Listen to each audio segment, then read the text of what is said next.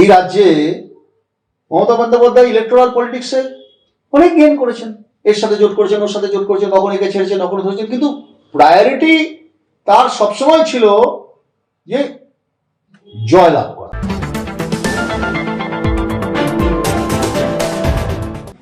যেদিন ক্ষমতা থেকে চলে যাবেন, আজ নয় কাল,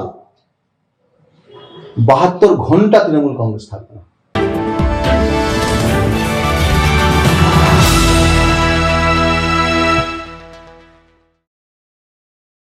পরিযায়ী শ্রমিকের পরিচয় এখন সন্দেহের তালিকায়। ওড়িশায় বাংলার মানুষ বাংলাদেশি তকমায় হেনস্থা, মারধরে মৃত্যু, আর বাংলায় দাঁড়িয়ে রাজনীতির হিসাব নিকাশ, নাগরিক অধিকার থেকে জোট অঙ্ক। এই টানটান মুহূর্তেই কংগ্রেস নেতা সৌম্য এইচ রায়ের মুখোমুখি ট্রু নিউজ বাংলা। ওড়িশায় বাংলার পরিযায়ী শ্রমিকদের বাংলাদেশি সন্দেহ কতটা ভয়ঙ্কর বার্তা দিচ্ছে? অধীর চৌধুরীর হস্তক্ষেপের পরেও কেন্দ্র নীরব কেন? মানুষকে মুর্শিদাবাদ সহ সারা বাংলা জুড়ে শুধুমাত্র অপরাধ কি? অপরাধ হচ্ছে বাংলায় কথা বলা। অপরাধ কি? তাদের জাতিতে মুসলমান।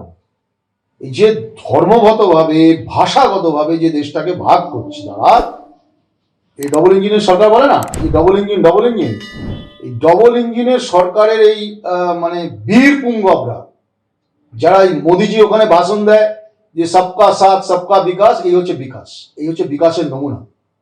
বিনাশ করছে ভারতবর্ষটা, একটার পর একটা মানুষকে খুন করছে বিভিন্ন জায়গায়, আর যত কুমিরের কান্না হচ্ছে। অন্য দেখবেন একটা সিম্বলিক, সবসময় বাংলাদেশ নিয়ে চোখের জল, অথচ আমাদের দেশে, আমাদের রাজ্যে, আমাদের পড়শি রাজ্যে সেখানে পরপর খুন হচ্ছে। নিশ্চয়ই বাংলাদেশের ঘটনা খারাপ, নিশ্চয়ই হিন্দুদের নির্যাতন খারাপ।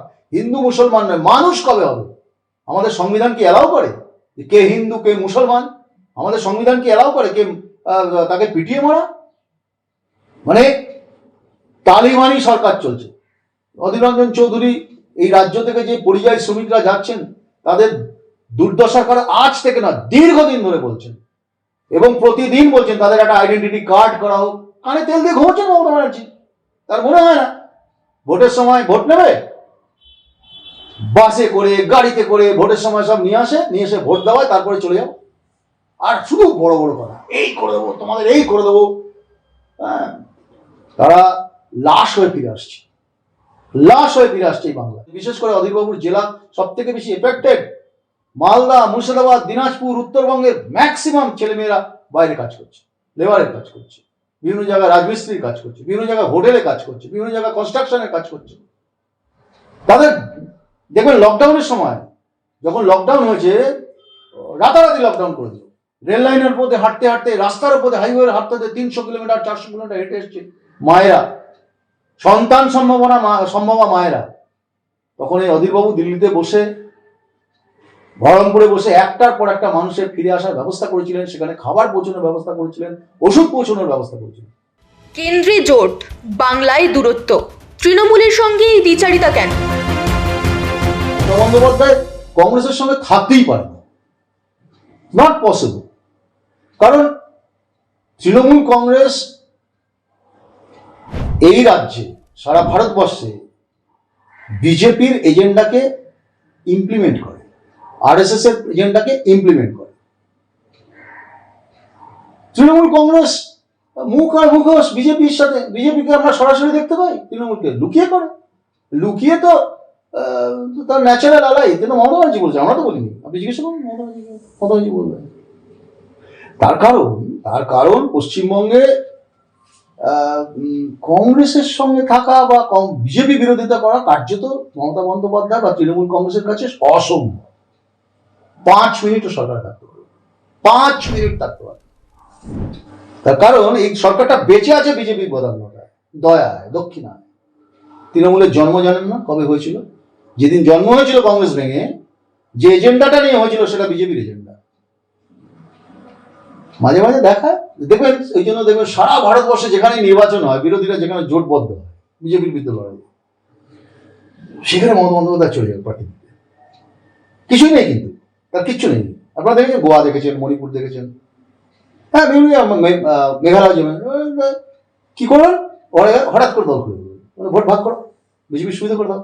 এই যে ভোটটা মিটে যাবে, তখন বাক্য পাটরা উঠিয়ে সব আবার পশ্চিমবঙ্গে চলে আসবে। বাস, বিজেপির এজেন্ডা সাকসেসফুল, ভোট স্প্লিট করো, বিজেপির হাত শক্ত করো।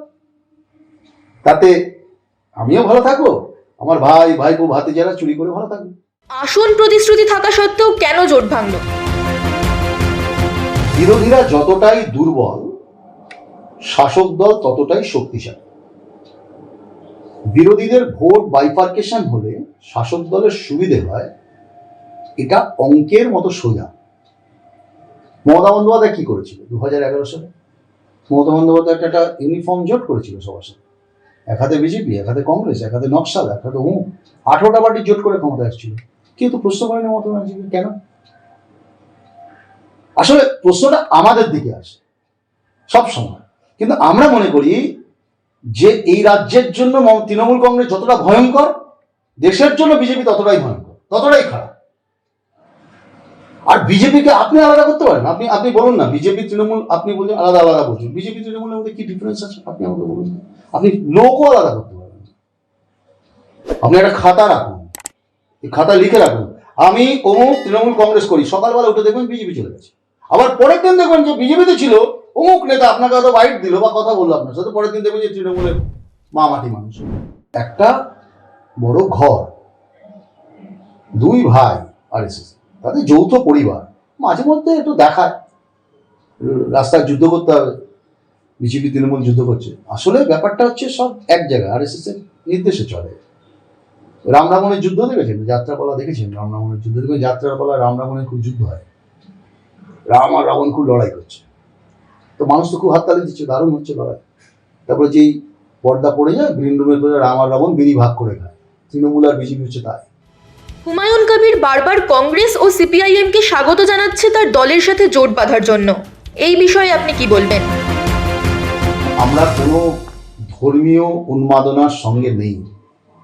আমরা মনে করি রাজনীতিটা করছি আমরা তো সেই দল যারা সংবিধান যখন ভারতবর্ষে রচিত হয়, ভারতবর্ষকে তৈরি করার পেছনে ভারতবর্ষের জাতীয় কংগ্রেস, আমরা তো বলেছি যে আমরা কোনো ধর্মীয় উন্মাদনা আমরা এর বিরুদ্ধে, এই যে ধর্মীয় বিভাজনের বিরুদ্ধে।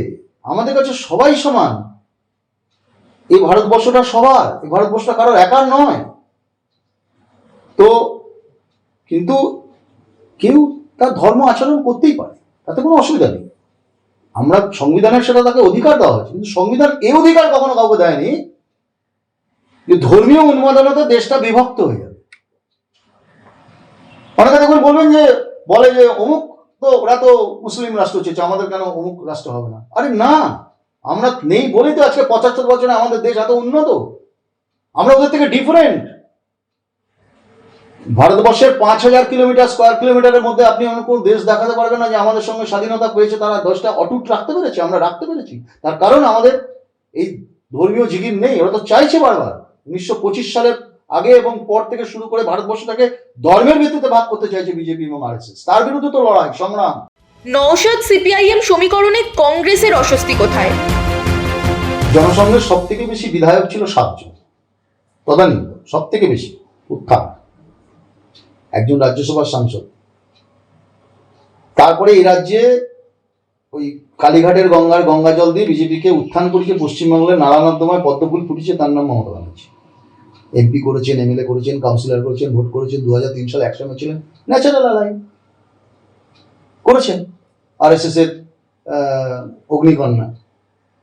এখন এ বলছে জগন্নাথ মন্দির করা, আমি বড় হিন্দু, প্রমাণ করতে হবে আমি বড় হিন্দু। আর আবার এখন হুমায়ুন বাবুকে ছেড়ে দিচ্ছে, যাও কি বাবরি মসজিদ করো, বড় মুসলমান মুশকিল হয়ে গেছে, বাম কংগ্রেসের ভোট করে। মানে বিজেপির সমস্যা যাতে না দেখবেন বলবেন নওশাদের একটা সিট যদি ভাঙর কেড়ে নিতে ভাইপো খুব উদ্যোগ, মানে আগ্রহ দেখাচ্ছে। বিজেপি 77টা তার থেকে নজর নেই, মানে বিজেপি 5টা বাড়ুক, 100টা আসুক বিজেপি। বিরোধী বাম কংগ্রেসকে আটকাতে হবে, এইটাই হচ্ছে এজেন্ডা। আপনি পোলারাইজেশন কে করেছে এই রাজ্যে? কে প্রথম ইমাম ভাতা স্টার্ট করেছে? কেন? আমরা বলেছি ইমাম ভাতা যেই দেওয়া হয়েছে, আমরা বলেছি যে এটা কি সরকারের কাজ? তাহলে পুরোহিত ভাতার জন্য লড়াই হয়েছে, তারপর ইমাম ভাতা, পুরোহিত ভাতা, জগন্নাথ মন্দির, বাবরি মসজিদ, দুর্গা আঙ্গন, রাম মন্দির, আমার রাজ্যের ছেলে মেয়েগুলো কি দুর্গা মন্দিরের সামনে আর বাবরি মসজিদের সামনে ভিক্ষে করবে? এটা নিয়ে কেন কথা বলছে না? সংখ্যালঘু জোট তৃণমূলের বিরুদ্ধে গেলে লাভ না ক্ষতি? গত 15 বছরে আমি গতকাল একটা তথ্য দিয়ে বলছিলাম, গত 15 বছরে 79টা ইঞ্জিনিয়ারিং কলেজ বন্ধ হয়ে গেছে। 79টা ইঞ্জিনিয়ারিং কলেজ বন্ধ হয়ে গেছে। তাদের ছেলে মেয়েগুলো কোথায় যাবে? প্লেসমেন্ট নেই। আপনার বাড়ির ছেলে মেয়েদের পয়সা আছে, কেউ সিয়াটেল চলে যাচ্ছে, কেউ আমেরিকার অন্যান্য জায়গায় যাচ্ছে, কেউ ইংল্যান্ড যাচ্ছে, যাদের একটু কম পয়সা আছে তারা ব্যাঙ্গালোর চলে যাচ্ছে, পুনা চলে যাচ্ছে, হায়দ্রাবাদ চলে যাচ্ছে। বাংলায় কাজ নেই, ইঞ্জিনিয়ারিং কলেজ অন্যান্য জায়গা থেকে কাজ করে 10,000 টাকা 5,000 টাকার জন্য শপিং মলে লাইন দিচ্ছে কাজে। আর মমতা বন্দ্যোপাধ্যায় বলছে ঘুগনি বেচো, কাশফুলের বালিশ বিক্রি করো, চপ বিক্রি করো, বউকে বলো ঘুগনি বানিয়ে দিতে। মানে আপনার বাড়ির ছেলেমেয়েরা ঘুগনি বেচবে, আর ওনার বাড়ির ছেলেমেয়েরা ওনার লোকেরা সব চাকরি বেচবে। This is Trinamool Congress. আর আপনি দেখবেন এই যত দুর্নীতি হয় পশ্চিমবঙ্গে, যত দুর্নীতি, চিট ফান্ড থেকে শুরু করে চাকরি বিক্রি, যত কাণ্ড ঘটনা ঘটেছে, একটা তদন্ত হয়েছে? বিজেপি, সিবিআই, ইডি আজকে বিরোধীরা সারা ভারতবর্ষে লড়াই করে, আপনারা বলছেন থাকবে। আমরা মনেই করি না উনি ইন্ডিয়া জোটের শরীর। 2026-এর নির্বাচনে কংগ্রেসের প্রধান তিনটি রণনীতি কি কি? Always talk about the basics. মানুষের রোজগার, বাসস্থান, জীবন জীবিকা মানে রং করে দাও না। সকালবেলা কি রং করে দিল, বিকালবেলা উন্নয়ন হয়ে গেল। আর এই পশ্চিমবঙ্গ তো উন্নয়নের অনুপ্রেরণা ছাড়া তো মানে কি বলবো, সিংহের বাচ্চা হয় না। আমরা সেই উন্নয়নের কথা বলছি, আমরা প্রপার HDI ইন্ডেক্সের কথা বলছি, হিউম্যান ডেভেলপমেন্ট ইন্ডেক্স। এই বাংলার 10% ন্যাশনাল কন্ট্রিবিউটার ছিল মানে জিডিপি। এই বাংলায় উন্নয়নের, মানুষের জীবন জীবিকার যত ঝড় এসছে এই বাংলায়, নবজাগরণ হয়েছে এই বাংলায়, নতুন করে তৈরি হয়েছে এই বাংলা, বিধান রায় থেকে শুদ্ধ করে সিদ্ধার্থ শঙ্কর রায় এবং তারপরে বিভিন্ন। এই বাংলাটা তৈরি করতে অনেক সময় লেগেছে এবং এই বাংলা পথ দেখাতো সারা ভারতবর্ষে। আমরা সেই বাংলার লক্ষ্যে থাকবো এবং এই বাংলাকে তৈরি করার পেছনে হিন্দু, মুসলমান, শিখ, ইসাই সবাই একসঙ্গে কাজ করেছে। এই যে বারবার বলা হয় তোমরা বহিরাগত, তোমরা অমুক, তোমরা অন্তর্গত, তোমরা হিন্দু, তোমরা মুসলমান, যে ভাগ করে দিচ্ছে এই ডিসকোর্স, এই রাজ্য সবাই মিলে তৈরি করেছে, কারোর একার কন্ট্রিবিউশন নয়। ফলে বাংলা আবার পথ দেখাবে, শুধু একটু সময়কাল গেল খারাপ। এই 15 বছরের দাদা দিদির আমদানিতে এই হিন্দু মুসলমান খুব হলো। এখন হিন্দু মুসলমান বাড়ি গিয়ে ক্যালকুলেট করতে শুরু করেছে, কি পেলাম আর কি দিলাম। হিন্দুরাও ক্যালকুলেট করছে কি হলো। আরে আমার আমি তো খুব হিন্দু করলাম, বিরাট হিন্দু করলাম, আমার ছেলেটা তো বাড়িতে নেই, সেদিনের কাজটা পেল না। বা যারা ওই বুঝতে পারছে আজকে মতুয়ারা হারে হারে টের পাচ্ছে, খুব বিজেপিকে ভোট দিয়েছিলাম, এখন তো আমাদের বাংলাদেশ পার্টি দিচ্ছে প্রায়।